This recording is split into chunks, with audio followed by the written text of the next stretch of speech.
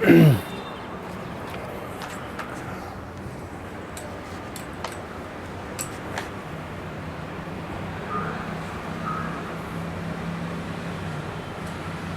बहुत पुरानी फिल्म है,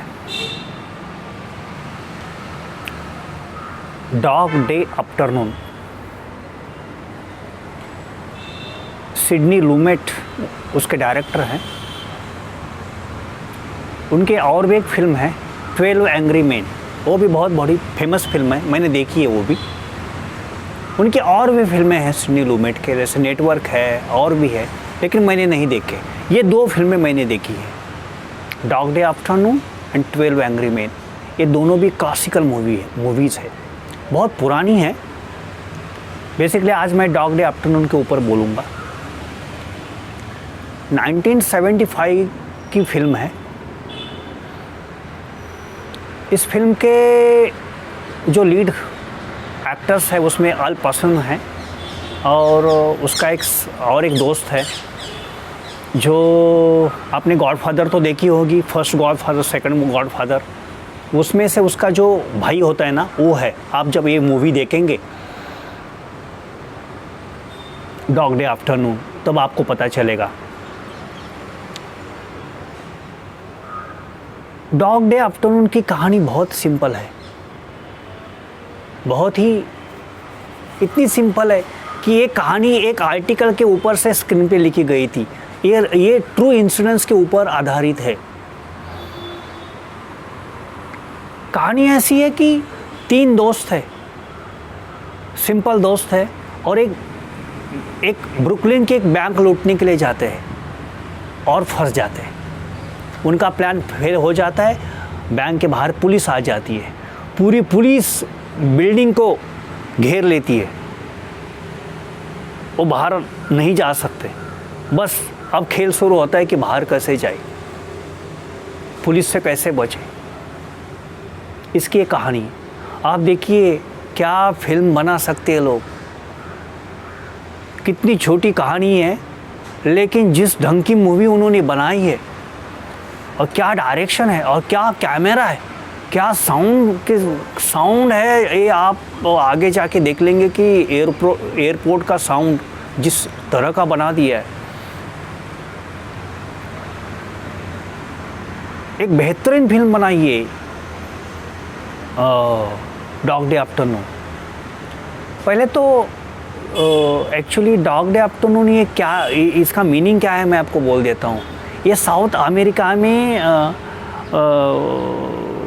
यूज़ की जाने वाली एक फ्रेज है। जैसे आफ्टरनून में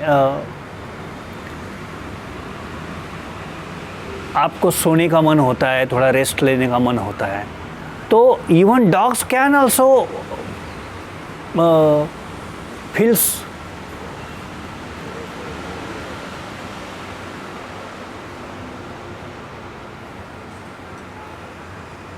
एक minute.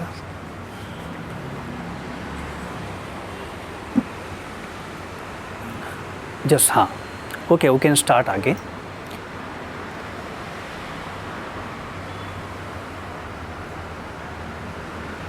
Dog day afternoon means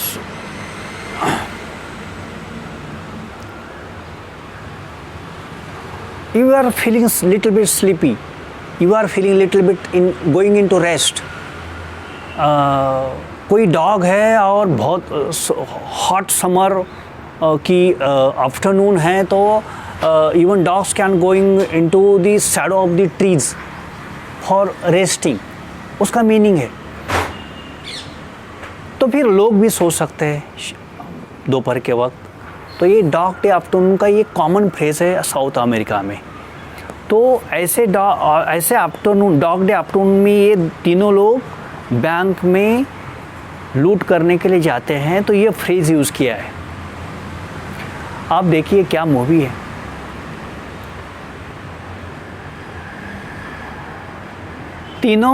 तीनों में से ना एक उसमें निकल जाता है, उसको अंदर बहुत बड़ा डर पैदा होता है। वो बोलता है कि जो अल्पशनों को नाम दिया है सॉनी, और दूसरा जो उसका दोस्त होता है साल्वेटर साल, तो तीसरा जो बंदा होता है वो चला जाता है, क्योंकि उसके अंदर इतना भय भय आता है कि यार Sonny I can't do it, Sonny okay I let me leave, let me go. तो वो चला जाता है, उसको दोनों भी कहते कि लेट हिम गो। अंदर 2 बच्चे हैं, कुछ एम्प्लॉय लोग हैं बैंक के अंदर, और बाहर पुलिस, इतनी बड़ी पुलिस और इतना बड़ा मीडिया और इतना केवस है बाहर बिल्डिंग के, और इतने लोग देखने के लिए आ गए हैं। देन सॉनी यानी कि Al Pacino has become a completely a people's hero. खरंच एक्चुअली मैंने अभी एक मराठी में ये शूट किया है वीडियो, तो कुछ शब्द मराठी में आ रहे हैं, फॉरगिव मी फॉर दैट। और आज मेरी तबीयत थोड़ी ठीक भी नहीं है, मैं वीडियो बनाने वाला भी नहीं था, लेकिन सोचा कि सिर्फ आपको एक महान फिल्म का नाम दे देना है, थोड़ी सी स्टोरी बता देनी है, और तो ज़्यादा कुछ बोलना नहीं है। इसमें कोई ज़्यादा फिलॉसफी नहीं, ये तो ड्रामा थ्रिलर करके फिल्म है। और मैं पोस्टपोन करूँगा तो फिर बहुत सारी किताबों के ऊपर बोलना है, बहुत सारे और भी फिल्म्स के ऊपर बोलना है। दुनिया के महानतम टॉपिक्स की मैंने लिस्ट निकाल के रखी है, तो मैंने कहा कि मैं ऐसे पोस्टपोन करते जाऊँगा तो फिर ये कवर नहीं होगा। जैसा ही बनता है वैसा मैं बोलने की कोशिश करूँ तो इसमें आगे जाऊँगा। तो ये वीडियो बहुत पैशनेटली नहीं हुआ, या मेरे बोलने में आपको बहुत क्या बोलते हैं उसको कि वो पैशन दिखाई नहीं दी, या वो मेरे शब्द इतने हिप्नोटिक नहीं लगे, तो ठीक है, कोई चिंता नहीं है। आप फिल्म देखें तो फिल्म आपको क्या बोलते हैं उसको नाराज़ नहीं करेगी। फिल्म तो 100% आप देख लीजिए कि क्या फिल्म है, किस तरह की फिल्म बना सकते हैं लोग। एक छोटा सा आर्टिकल आया था एक लाइफ ना करके मैगजीन में,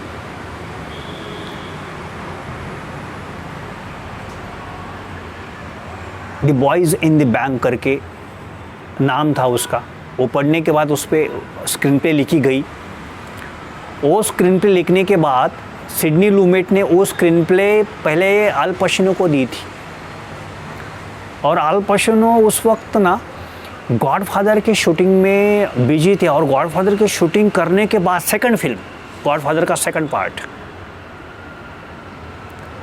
वो करने के बाद इतना वो एग्जॉस्टेड हो गए थे, उतना वो थक चुके थे, उनको रेस्ट की ज़रूरत थी। उन्होंने कहा सिडनी लूमेट को कि नहीं यार, नहीं 4-5 महीने तो मुझे नहीं लगता है कि मैं किसी और नई फिल्म में जाऊं, क्योंकि गॉडफादर की शूटिंग में इतना पैशन डालनी पड़ी थी और इतना स्ट्रगल था वो सब, इतना वो, क्योंकि इतनी एक्यूरेसी थी उसमें कि उन्होंने कहा कि यार अभी तो शायद you have to wait, otherwise you have to find somebody else.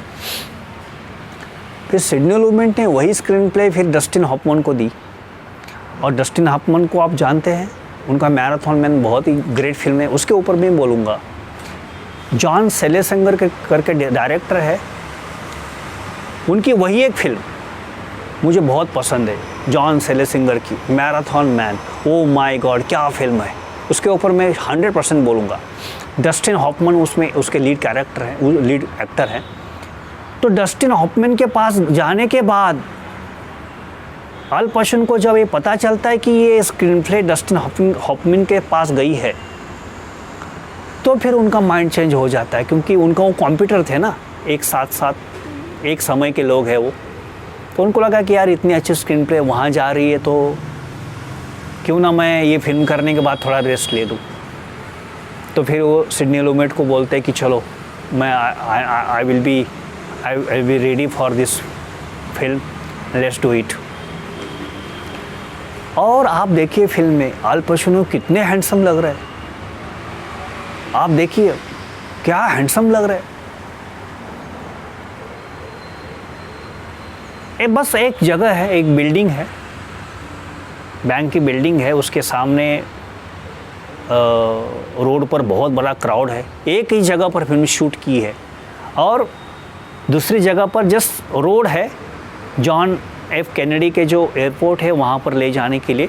Theme ऐसी है फिल्म की, हाँ मैं थीम भूल गया, थीम को मैं बोल देता हूँ कि वो अंदर अटक जाते, बाहर पुलिस है, उनको निकालना है। पुलिस को डर है कि ये अब अंदर के जो एम्प्लॉय उनको मारेंगे, हॉस्टेस को एक एक करके मारेंगे, और वो बोलते भी हैं कि हम मार देंगे दोनों, लेकिन वो अनप्रोफेशनल है। फर्स्ट टाइम उन्होंने रॉबरी का अटेम्प्ट किया हुआ है। सिंपल पीपल है, दोस्त लोग हैं। अल पशुनो को अपने एक दोस्त, अल पशुनो उन्हें गे दिखाया है कि उसका एक दोस्त है, उन्होंने शादी कर ली है और वो मेल से फीमेल बनना चाहता है। उसके ऑपरेशन के लिए उसके पैसों की ज़रूरत है, तो वो बैंक में लूट करने के लिए अटेम्प्ट करता है। पुलिस को डर है कि ये हॉस्टेस को मारेंगे। तो ये कहानी ऐसी है कि पुलिस से तो यहाँ से इनसे पुलिस से तो भागना है कैसे। फिर अल पशुनो प्लान देता है FBI को कि we need a one bus and we need one jet in the John F Kennedy airport, so we want to fly to the other country. If you are not providing these two things to us, then we will start to killing hostages inside. यानी कि ऐसा है कि आप हमें एक बस दे दो, हिंदी में, जॉन एफ कैनेडी के एयरपोर्ट के पास वहाँ पर जाने के लिए, और वहाँ पर एक जेट का बंदोबस्त करो। जैसे कि हम वहाँ पर जाएंगे तो वहाँ से हम बाहर जा सकते हैं, Africa, something, some other country. Okay, there is a one beautiful dialogue also. Sonny Al Pacino अपने दोस्त को पूछता है कि चलो हम कहाँ जाएंगे, तो बोलता है कि अभी वो मुझे याद नहीं कि वो कौन सा नाम लेता है, लेकिन ऐसा नाम लेता है कि दुनिया में वो कंट्री नहीं है। और फिल्म में इतना कॉमिक है, ओ माय गॉड, फिल्म में इतना ह्यूमर है, ओ माय गॉड, आप देख लीजिए। क्योंकि आज नए फिल्म बनेंगे, ऐसा नहीं है कि नई फिल्में नहीं बनती, अच्छी नहीं बनती, बनेगी, वो अपने ढंग की रहेगी। जैसे यहाँ हिंदी लता मंगेशकर के गाने हैं और भी महान गाने बनते हैं, ऐसा, लेकिन ऐसा नहीं कि लता मंगेशकर के गाने महान नहीं हैं। आप आज भी सुनेंगे तो आज भी आप डोलने लगते हैं, है ना। सुरेश वाडकर गाते हैं, किशोर कुमार गाते हैं, अभी अरिजीत इतना नया है तो अरिजीत सिंह जिस ढंग के गाते हैं, क्या मेलोडियस आवाज़ है उनका। तो ऐसा नहीं है कि पुराने जो गीत है वो कुछ ठीक नहीं है और अरिजीत गाते हैं। अरिजीत का गाना कितना मेलोडियस है, हृदय को छूता है और बहुत सुनने के लिए मन करता है। इसका मतलब ये नहीं कि पुराने गीत अभी गुजर गए, उनको कोई सुनता नहीं। पुराने गीत भी बहुत ही सुंदर है। तो मैं मानता हूँ कि आप डॉग डे आफ्टरनून देखें। कहानी ऐसी, अभी कहानी के मोड़ पर आता हूँ कि FBI ये सब तुरंत इंतज़ाम कर देती है सबका। वो हॉस्टेजेस के साथ उनकी तो अंदर दोस्ती हो जाती है। हॉस्टेजेस ऐसा कुछ नहीं है कि वो बर्डन में है, वो अपने घर पर फ़ोन कर रहे हैं, वो हंसी मजाक कर रहे हैं। बहुत सुंदर फिल्म है। और एक सीन मुझे याद आ रहा है, मैं आपको बोलूँगा, बहुत बड़ा कीमती सीन है वो। उसका जो दोस्त है ना अल पशुनो का, उसमें से एक लेडी बोलती है कि किसी के पास सिगरेट है क्या, मुझे सिगरेट पीना है, anybody is have you cigarette. तो अल पशुनो को दोस्त बोलता है कि डोंट स्मोक। तो बोलती है why, because no it will be maybe cigarette will harm me. होती है बोलती कि no because I am feeling so much inside, so let me smoke.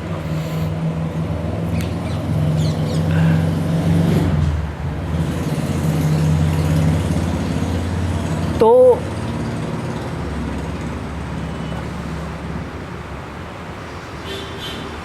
तो मन तो वो कहती है उसको, अल पचिनो को दोस्त को, साल को, कि आर यू नॉट स्मोकिंग?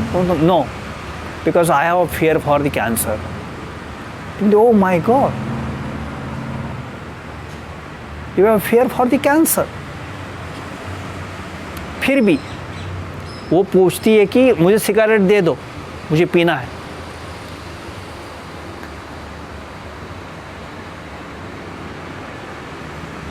तो वो कहे, तो फिर से उनको उनका डायलॉग है कि so after all you are smoking? तो बोलती यस, ओके। आणि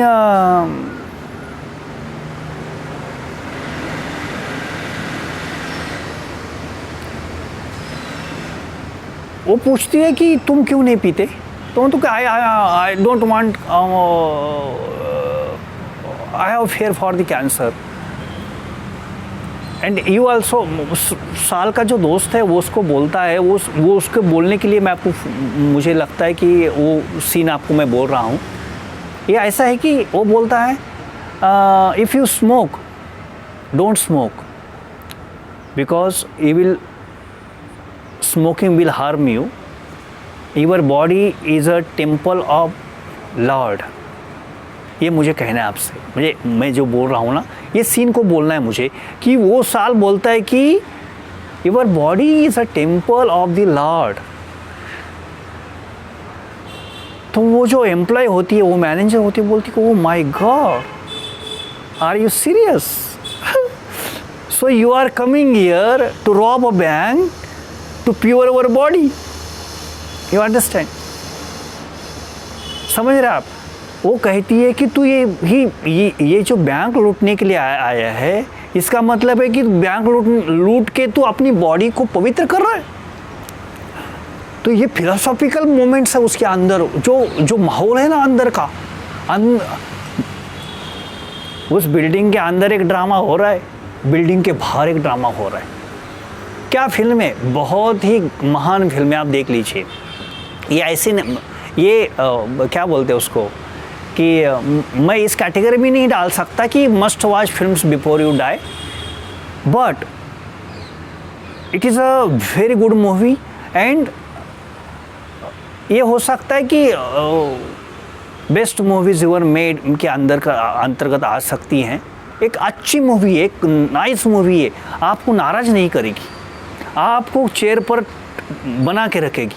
2 घंटे की मूवी है। आखिर का सीन मैं बोल देता हूँ। आखिर में FBI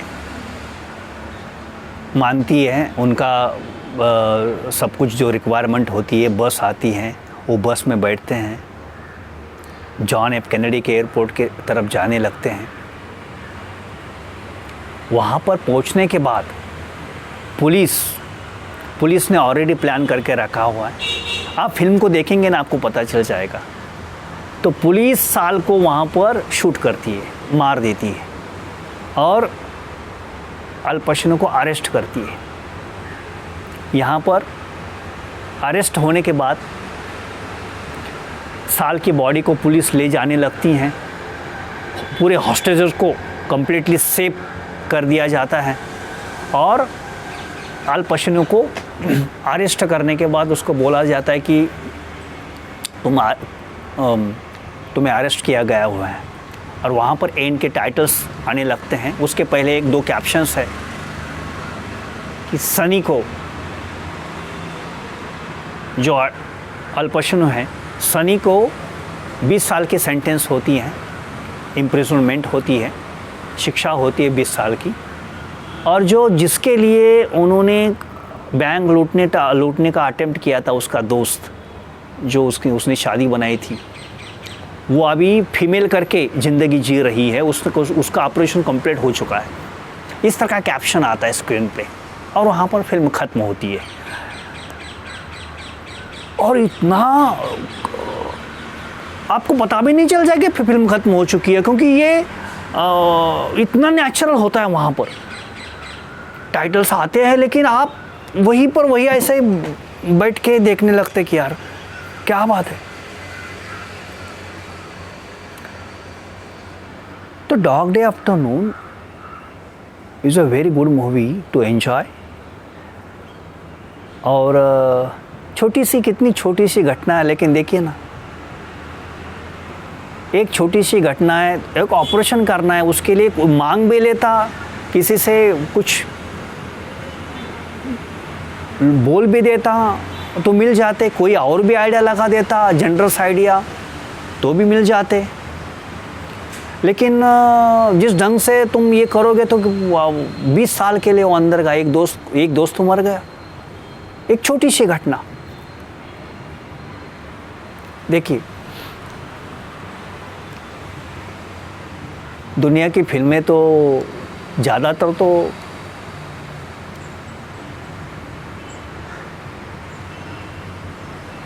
स्त्री और गन इनके इर्द गिर्द ही बनाई हुई है। उसमें ज़्यादा तो फिलॉसफी नहीं होती, ज़िंदगी के कोई मीनिंग ढूंढने का, क्योंकि फिल्में जो होती हैं वो ऐसा नहीं है। बहुत सारे फिल्में भी है जिसमें फिलॉसफी है, मीनिंग है, लेकिन ज़्यादातर मैंने देखी है कि आप उसमें आनंद ले सकते हो, एंटरटेनमेंट हो सकता है। एक नॉवेल पढ़ने का, जैसे बोलते हैं ना, आप एक बहुत ही सुंदर कोई उपन्यास पढ़ेंगे, एक नॉवेल पढ़ेंगे, कोई किताब पढ़ेंगे, तो जो आनंद मिलता है वही मिलने के चांसेस है।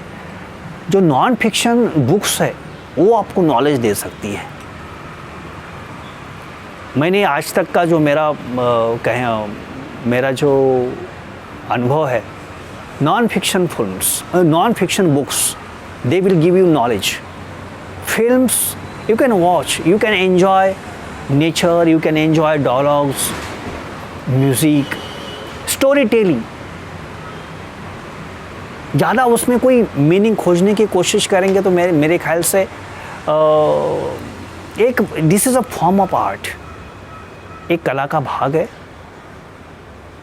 और वो क्योंकि क्या होता है, वो नहीं देखेंगे तो भी मज़ा नहीं आता, क्योंकि कथा रस जो है ना, स्टोरी सुनने का, स्टोरी सुनाने का, ये कितना भी आर्टिफिशियल इंटेलिजेंस अभी आने दीजिए। आर्टिफिशियल खुद अभी बोल रहे हैं लोग कि artificial intelligence will write a screenplays, they will directed films, they will created their own films, and artificial intelligence are billions times more sharper, more intelligent, more creative, more imaginative than human beings. Okay, I can agree with them because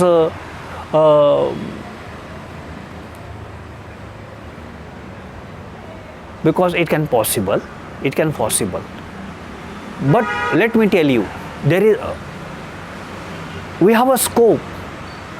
Still we have a scope. Artificial intelligence cannot explain your own experiences. वो अनुभव जो आप लेते हैं, आप कहीं travelling के लिए गए हैं या खुद की ज़िंदगी कोई अनुभव आप जी लेते हैं, वो आर्टिफिशियल इंटेलिजेंस को पता नहीं है। जब तक आप बोलते नहीं हैं, वो डिजिटल मीडिया पर नहीं जाता है, क्योंकि आर्टिफिशियल इंटेलिजेंस इज